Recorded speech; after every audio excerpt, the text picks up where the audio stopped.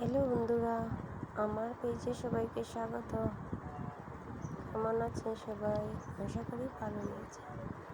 আজকে রান্না করছি ভুনা খিচুড়ি। তেলের মধ্যে ডালগুলো ভালো করে ভেজে নিচ্ছি। মুগের ডাল,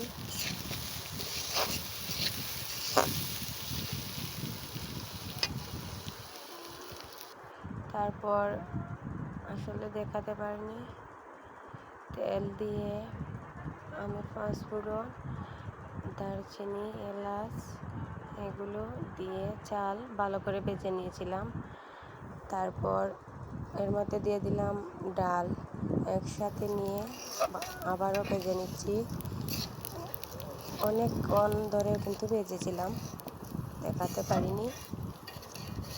এই যে ভালো করে ভাজা শেষ, দিয়ে দিলাম গরম জল পরিমাণ মতো।